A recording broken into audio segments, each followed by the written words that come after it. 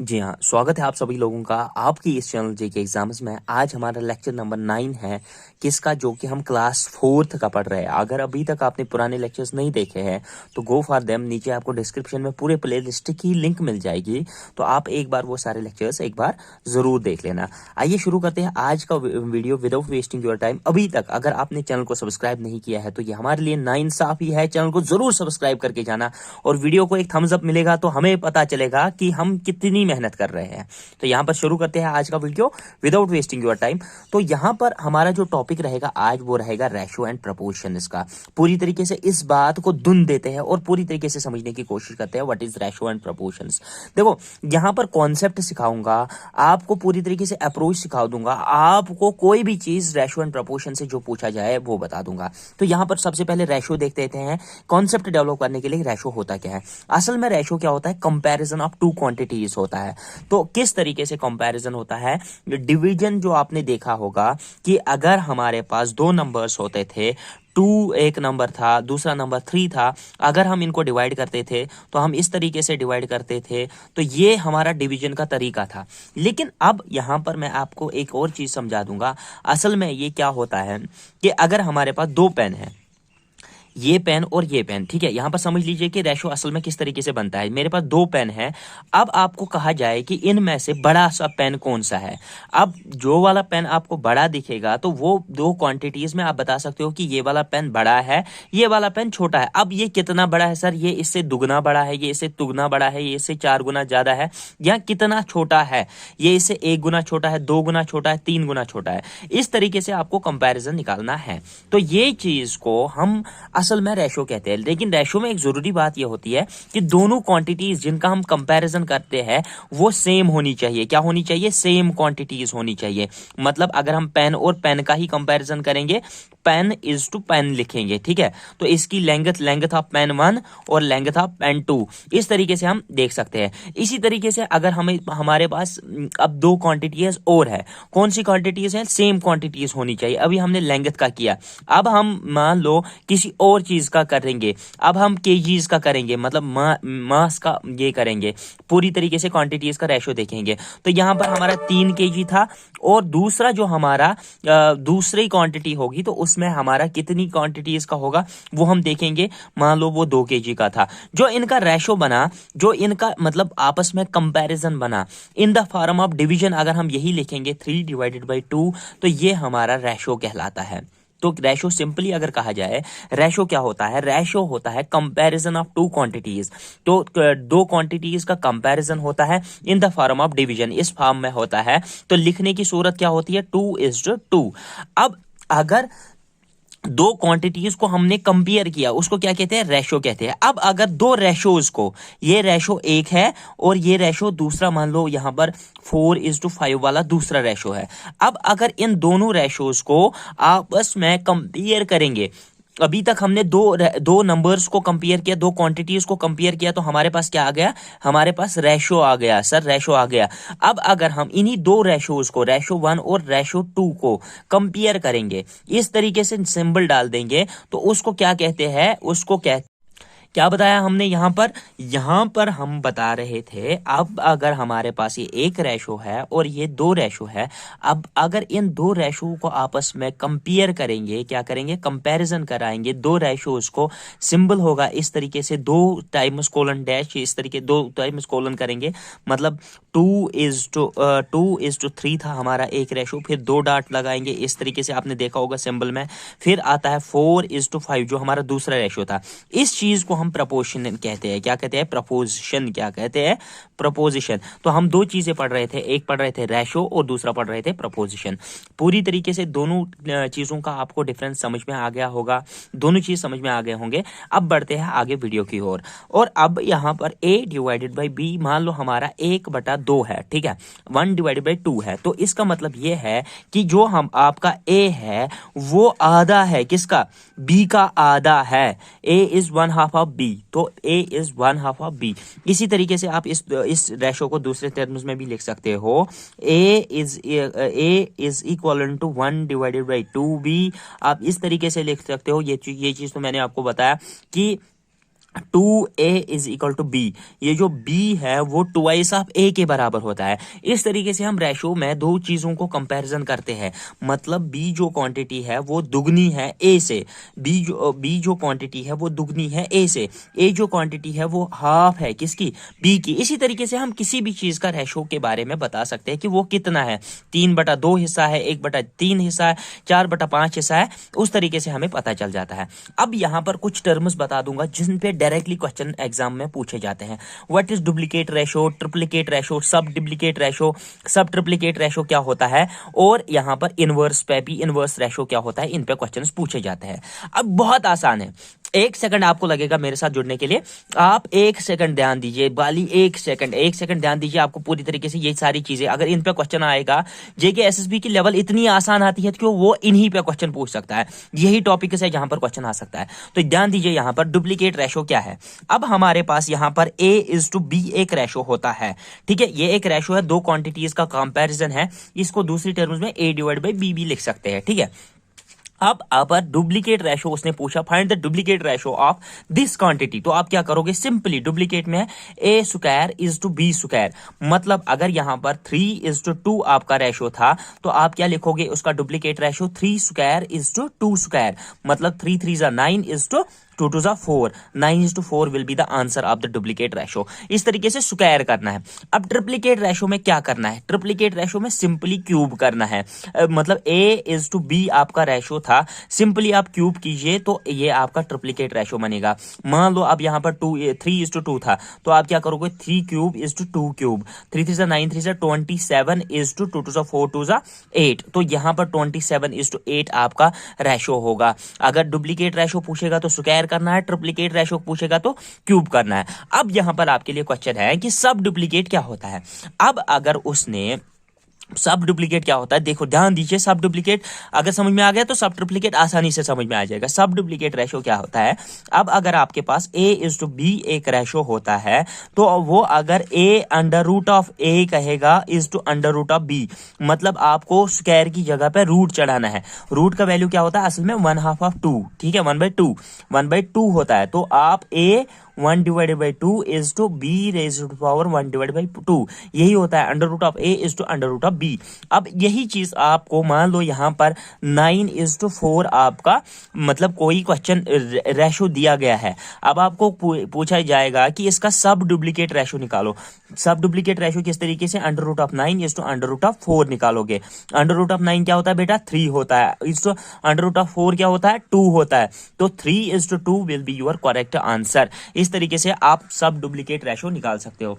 अब आसान है, ट्रिप्लीकेट रेशो क्या होता है, क्यूब रूट, मतलब आपको क्यूब रूट निकालना है, A:3 मतलब आपको 1/3 का पावर दोनों साइड से रेज करना है। मतलब अगर आपके पास A:B है तो आप लिखोगे इसका सब ट्रिप्लीकेट रेशो किस तरीके से, cube root of A is to cube root of B, तो यही चीज आप इस तरीके से लिख सकते हो, cube root of A is to cube root of B। For example मैं एक छोटी सी एग्जाम्पल यहाँ पर कोट करूंगा आपको समझाने के लिए, तो किस तरीके से एग्जाम्पल बनेगी।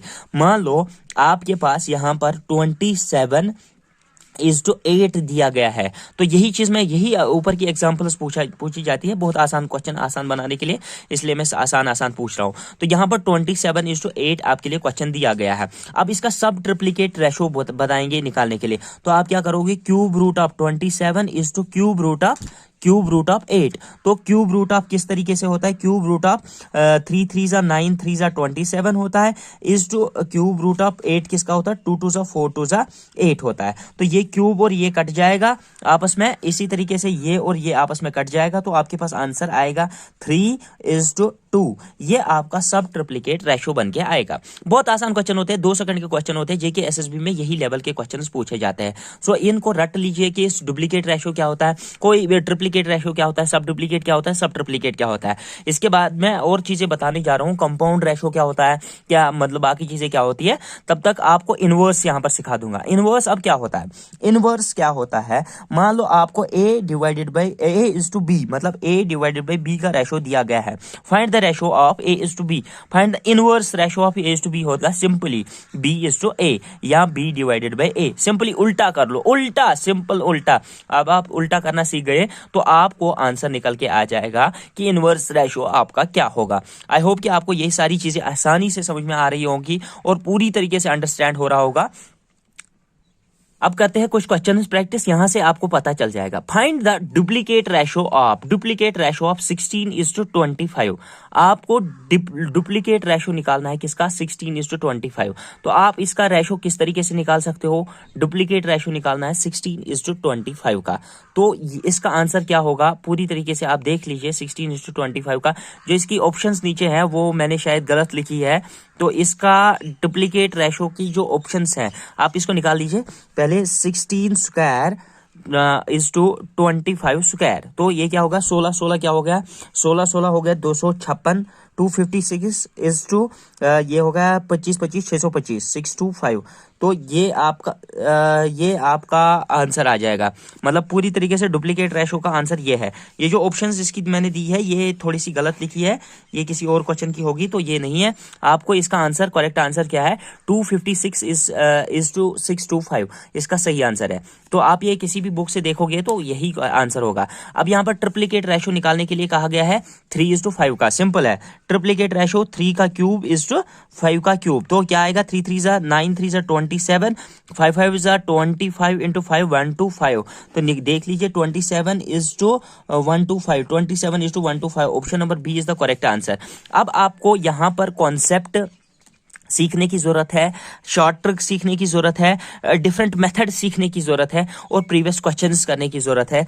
किसमें, रेशो एंड प्रपोर्शन में। वो चीजें करते हैं आगे आने वाले कुछ चीजों में। आपको थोड़ा सा मतलब मैं आपको एक क्वेश्चन देता हूं कि यहाँ पर एक छोटा सा क्वेश्चन है। छोटा सा क्वेश्चन समझने के लिए आप मेरे साथ बने रहिए। एक छोटा सा क्वेश्चन बता रहा हूं, ये मैंने अभी तक आपको नहीं पढ़ाया। कंपाउंड रेशो क्या होता है, आपको कंपाउंड रेशो बताया जाएगा। कंपाउंड रेशो ऑफ, क्वेश्चन क्या है, 5:7:15:14:98:75। अब ये इतनी बड़ी लाइन दी गई है, आपको इसका कंपाउंड रेशो निकालने के लिए कहा जाएगा। तो कंपाउंड रेशो कैसे निकलता है बेटा, बहुत आसान होता है कंपाउंड रेशो निकालना, बहुत आसान होता है। एक बात ध्यान दोगे आपको समझ में आ जाएगा। तो पहली दो टर्म्स जो है ना 5/7, तो उसके बाद आपको क्या करना है, इज टू मतलब आसान से मतलब निकल जाएगा। ये क्या है, मतलब आप इस तरीके से लिख सकते हो इसको, बहुत आसान तरीके से, जिस तरीके से आपको ये समझ में आ जाएगा। तो ये 5/7, यहाँ पर 15/14, यहाँ पर 98/75। आपके पास 3 आ गए ऊपर, 3 आ गए नीचे। अब इन तीनों को जोड़ लीजिए, आपका जो फाइनल रेशो आ जाएगा वही आपका ये होगा। तो यहाँ पर आप ध्यान दीजिए मेरे साथ किस तरीके से इस क्वेश्चन को करना है। तो आपने पहले 2 टर्म्स को लिखा नीचे, फिर उसके बाद अगली 2 टर्म्स को लिखा यहाँ पर, अगली 2 टर्म्स को लिखा यहाँ पर। हमेशा जब भी कंपाउंड रेशो पे क्वेश्चन होगा तो ये मतलब जोड़ियों में ही दिया जाएगा आपको क्वेश्चन। तो जोड़ियों में क्वेश्चन दिया जाएगा तो 2-2 जोड़े नीचे लिख लो, डिवाइड कर लो, ठीक है। अब आसान से यहाँ पर 7 1 जा 7, 7 1 जा 7, ठीक है। यहाँ पर बचे कितने, 8, 7 4 जा 28। बहुत आसान है ना। यहाँ पर 14 है, 14 और 14 कट गया। यहाँ पर 15 1 जा 15, 5 जा 75, 5 और 5 कट गए। ऊपर क्या बच गया, ये भी कट गया, ये भी कट गया, ये भी कट गया। ऊपर बच गया 8, नीचे क्या कट गया, ये भी कट गया, यहाँ पर भी 1, यहाँ पर भी 1। तो नीचे क्या आएगा आपका 1। तो इसका फाइनल कंपाउंड रेशो क्या होगा, 1:1। इतने सारे क्वेश्चन का आंसर क्या आएगा, कंपाउंड रेशो 1:1। इस प्रकार से जो भी क्वेश्चन आपको पूछा जाएगा, आई होप कि आप आंसर कर पाओगे कंपाउंड रेशो को। मैंने 4-5 चीजें आपको सिखाई, फिर से रिपीट कर देते हैं। कौन कौन सा चीज मैंने आपको सिखाया, डुप्लीकेट रेशो सिखाया, ट्रिप्लीकेट रेशो, सब डुप्लीकेट, सब ट्रिप्लीकेट और इनवर्स रेशो सिखाया। इसके अलावा मैंने आपको कंपाउंड रेशो सिखाया। 2 क्वेश्चन हमने ऊपर प्रैक्टिस किए थे। अब बढ़ते हैं अगले क्वेश्चन की ओर। बहुत ही आसान क्वेश्चन है, यहाँ पर ध्यान देने की जरूरत है।